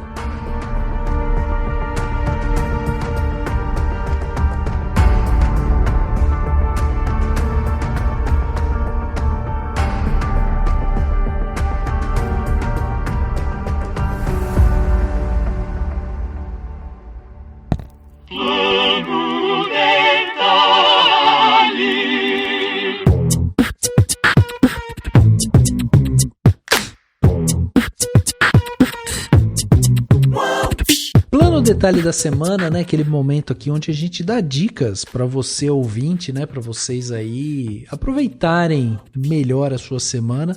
E a gente tem vários planos detalhes aqui, hein? Hoje a casa tá cheia, tem bastante coisa para ser falada. Dan, vamos começar com você, então, o plano detalhe? Vamos lá, eu vou dar uma dica só. Tá. Vou dar a dica de uma estreia recente da Netflix, coisa básica, coisa popular, coisa que muita gente tá vendo, que eu vi muita gente comentando assim no Twitter, que é a primeira temporada do Queer Eye Brasil. Ah, sim. Este show de makeover, que eu acho que foi, assim, claro, dá pra fazer várias análises, e tem gente que talvez prefira os americanos, e teve, enfim, outras versões, mas eu gostei bastante, não imaginava que eu ia achar tão bacana assim, quando eu vi que ia ter e tal, falei, nossa, enfim, eu tinha um pouco de medo de, sei lá, repetirem um formato e tal, mas eu gostei de várias coisas, assim, eu acho que o elenco é legal, não é tão parecido com o do formato americano, então dá uma sabe assim, uma variada no tipo de coisa, das propostas e tal. Eu acho muito legal a estética brasileira, sabe assim, é muito gostoso, sabe, você vê umas coisas num show, numa coisa tipicamente americana, assim, né, um tipo de formato de programa, e você vê todo, né, a pessoa morando no AP não sei onde, enfim, as coisas eu acho super legal, eu gosto da ideia de que, espero que tenha muita gente de fora vendo, né, pra conhecer um pouco mais o Brasil e tal. E claro, porque pelo menos 2 episódios você vai se debulhar em lágrimas. Tipo, pegue lenços, porque o negócio, assim, tem umas histórias que você fala, meu Deus, como assim, sabe? Pelo menos 2, vai. O resto, talvez, só quem for mais sensível, não sei. Mas, enfim, o segundo episódio é, assim, um negócio sensacional. Mais pelos personagens, pelas pessoas que aparecem, do que por outra coisa. Mas, de qualquer forma, acho que o formato tá legal, né? Os apresentadores e tal são bacanas. E é uma diversão super gostosa, assim, pra você assistir lá antes de dormir ou na hora do almoço. Será que vai ter um crossover de Queer Eye Brasil e Queer Eye americano depois? Nem precisa. Eu torço pra que tenha pelo menos mais uma temporada, vai, porque também a Netflix cancelando tudo, tá enchendo o saco. Falar, pelo menos, né, tudo tem que ter 1000 pessoas vendo o tempo inteiro. Aí agora tem todo esse papo de que você tem que ficar maratonando, vendo 1000 vezes, porque senão os números né, tem um saco isso. Mas eu espero que tenha mais uma temporada por uma questão de que, pô, é legal, né? São só, acho que 8 episódios, tá? Não custa ter mais uma temporada. E de preferência até mais e tal, né? Vamos gerar emprego aí no Brasil, tá precisando. Mas a questão é, tipo, eu gostei bastante dos episódios, achei divertido e achei, sabe, gostoso de assistir. Lembrando a todos, reserva o lencinho, deixa do ladinho aí da poltrona. Muito bom, muito bom. Lembrando, né, vocês ouvintes, que tudo que a gente tá falando aqui vai ter link no post, então se vocês não pegaram alguma coisa, é só ir no post desse podcast, vai estar tudo listadinho lá, tudo que a gente tá falando, para que vocês possam desfrutar e acessar mais rápido aí. Kai, e você, o que você trouxe de bom pra gente aí, de plano detalhe? Hoje eu trouxe também só uma indicação, e é um livro. O nome dele é Talvez Você Deva Conversar com Alguém, da Lori Gottlieb. É um livro de não ficção e que alugou um triplex na minha cabeça. Eu tinha visto várias pessoas comentando sobre ele e aí finalmente eu parei para ler.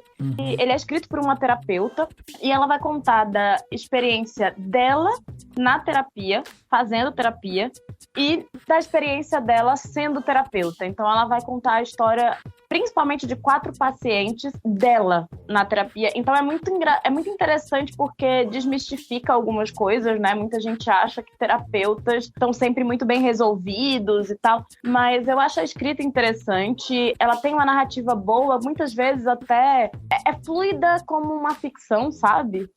E ao mesmo tempo, assim, pra mim me fez parar pra pensar nas minhas próprias decisões e, enfim, no meu próprio processo terapêutico, sabe? Que legal. No meu processo dentro da terapia e de como eu tenho me colocado, como eu já me coloquei. Virou sessão de terapia, de fato. Eu levei pra terapia o livro. E eu já tinha ouvido outras pessoas falando isso, que depois de ler tinham levado as questões pra terapia. Então foi uma leitura que me fez rir, chorar, mas independente disso, são histórias interessantes, mas que de alguma forma mexeram comigo e que fizeram diferença na minha própria jornada, digamos assim, dentro da terapia, sabe? Então, é um livro realmente interessante, fica a indicação. Que legal, que legal. Você sabe que você falou isso da terapeuta que faz terapia e ela também fala dos casos. Eu lembrei daquele filme, não sei se você lembra desse filme, mas é o Terapia do Amor com a Meryl Streep. Lembro. E tem uma cena dessa... Ela é terapeuta de uma mulher, que eu acho que é Uma Thurman. E a Uma Thurman se interessa pelo filho dela, e daí ela vai pra terapia pra falar que a paciente tá interessada. Meu, é um rolo isso. É sensacional. Eu acho a Meryl Streep nesse filme muito engraçada. Ela tá muito engraçada, muito. Demais, demais. Então tá aí, livrinho que a Ká trouxe pra gente. Gus, e você? O que você trouxe pra gente? Ó, o pessoal só deu uma dica, mas você tá livre pra dar quanto você quiser, hein? Então eu vou usar aqui, vou dar 2. Tá bom. É que depois que eu vi o Nope, eu fiquei muito pensando, assim, sobre filmes de invasão alienígena, mas que abordam de uma forma diferente.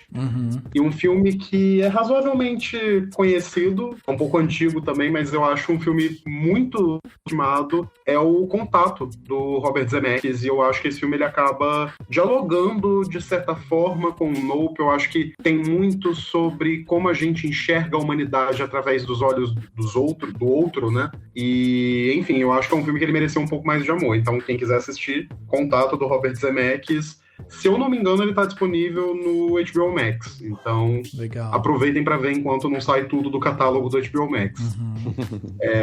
E a outra recomendação é um livro que sempre que eu posso eu tô recomendando, já botei até a Carissa para ler, que é Filme Noturno, da Marisha Pass. É um livro excelente, assim, de investigação jornalística / policial, é ficção, sobre um jornalista que está investigando um caso de suicídio e ele acaba se deparando com um diretor famoso de cinema, que era conhecido por fazer filmes de terror, mas umas coisas bem bizarras, bem perturbadora, e essa investigação vai tomando uns rumos meio sobrenaturais. Eu acho que é um livro muito bom, também muito subestimado, então quem quiser um livro assim, realmente instigante, fica a recomendação de Filme Noturno. Tá aí, mais um livro, olha aí que coisa boa, muita coisa legal aqui. Bom, para fechar esse plano detalhe, eu vou trazer um também, dessa vez, que é a 4ª temporada de Westworld. E acabou recentemente aí. Foi uma série que eu acompanhei, ainda estou acompanhando, né? Porque aparentemente vai ter mais uma temporada. Ninguém confirmou ainda, mas tá tudo encaminhado para que tenha. E eu acho que essa temporada foi a temporada da ressurreição aí de Westworld. Por quê? Porque nas outras temporadas deu uma derrapadinha. Assim, segunda, terceira temporada eu achei que deu uma derrapada, entrando nos conceitos mais confusos, assim, eles se embananavam muito para explicar também.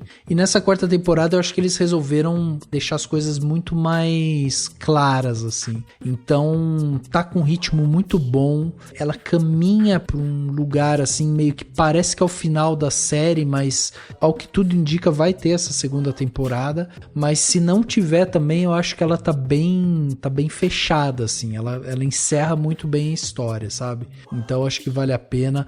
Um elenco sensacional.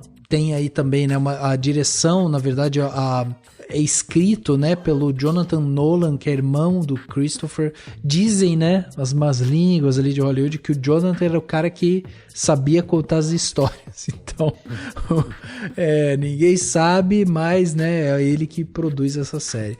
Enfim, tá também na HBO para quem quiser ir assistir. Como o Gus bem falou, corre lá antes que suma tudo. Então, vai lá e assiste também Westworld, 4ª temporada, para fechar também essa história.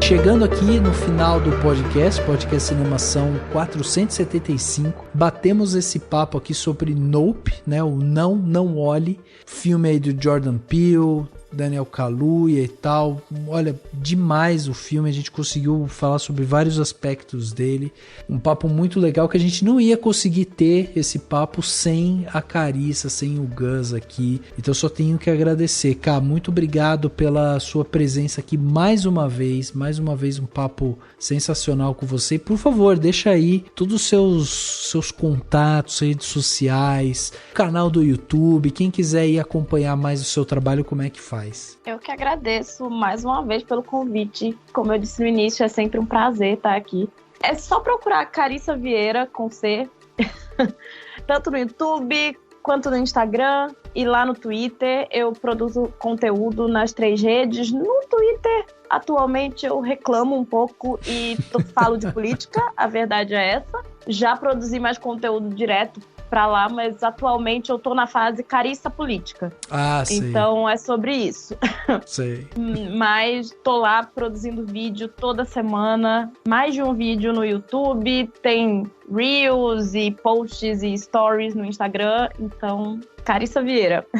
Muito bom, cara. Lembrando que é Carissa, não é Clarissa, né, cara? Larissa também não. Nossa, sim. C-A-R-I-S-S-A, gente. Isso, perfeito, é isso aí. Procura que vocês vão achar, Muito bom, obrigado, cara, de novo. Gus, obrigado também pela sua participação aqui com a gente, sensacional. É bom ter um especialista, viu, Gus, aqui no meio de nós pra corrigir as bobagens que a gente fala. Então, muito obrigado por doar seu tempo, vir aqui. E fala também pra gente, Gus, como que o pessoal acompanha você aí, onde que vai te ouvir, né, também no seu podcast e tal. Aproveitando aqui já pra fazer uma correção, porque especialista eu não sou de nada, tá? Mas gostaria de agradecer mais uma vez o convite. Foi realmente um prazer, ainda mais para falar de um filme tão bom quanto Nope. E se vocês quiserem me procurar, eu tô no YouTube, no canal Fita Maldita, meu canal onde eu, enfim, falo do que dá na telha relacionado ao horror. Às vezes eu pego alguma coisa que não é de terror e tento fazer um gaslight com todo mundo para provar que é horror. Mas vocês me encontram por lá. Nas redes sociais é Gus_Fiaux, F-I-A-U-X. E vocês também me encontram aos domingos nas lives no canal de Carissa. A gente tá sempre comentando sobre algum tema. E o último, inclusive, foi uma live surtada sobre a órfã. Então, podem me achar em qualquer um desses lugares. Verdade, vocês estão fazendo essa duplinha aí? A gente tá aí... 2000 e... Primeiro ano de pandemia, 20. Nem lembro quanto é. Ah, caraca. Nossa, a pandemia virou um limbo, né? É desde maio, eu acho, de 2020 que a gente tá firme e forte. Todo final de semana, basicamente. Olha aí, pô, que legal. Então vai dá pra ver vocês também. Esse é pra olhar, olhe sim. Assim, por favor, olhe. Ver não muito, porque minha câmera não é muito boa, mas tá lá, eu tô lá, uns pixels lá. E a dinâmica é, assim, uma coisa. Só vou dizer isso. Nossa, definitivamente uma coisa. Eu quero saber um negócio só. Vocês contam histórias da faculdade ou não? A gente fez uma live inteira pra isso. Ah, então é essa que eu vou começar. Vou começar com essa. É muita vergonha alheia. Ai, muito bom. Obrigado, gente, mais uma vez pela participação de vocês. Dan, obrigado também, mais uma vez aí, dessa vez pra falar de terror, Dan. Sim, eu até viajei e falei, gente, será que o próximo filme dele, do Jordan Peele, pode chamar Não Corra, né? Tipo, sei lá, então, né? É uma coisa assim, mas enfim. Mas é isso, brigadão, Carissa, pela participação, brigadão, Gus, por estar aqui com a gente pra gravar, foi muito legal. É muito bom, né, falar de filme que tem tanta camada, tanta coisa pra gente né, assim, cavocar, assim. E é isso, espero que todo mundo tenha visto o filme nos cinemas, né? Ou quem ouviu o podcast maluco aí sem ter visto o filme, veja no cinema, vale muito a pena, né? Você vê na tela, ser visto na tela grande. E é isso, e assim, até é uma zoeira legal que faz que a gente tem que descascar o filme, né? Pra entender as camadas, mas ninguém vai entender a piada com o inglês, né? Porque tipo, em inglês descascar é peel, né? Então, enfim, é uma zoeira. Se você pode pensar assim, num trocadilho, se você quiser fazer com a galera do inglês, pode fazer essa. E até semana que vem. É isso aí. O podcast Cinemação 475 fica por aqui e a gente se vê no próximo.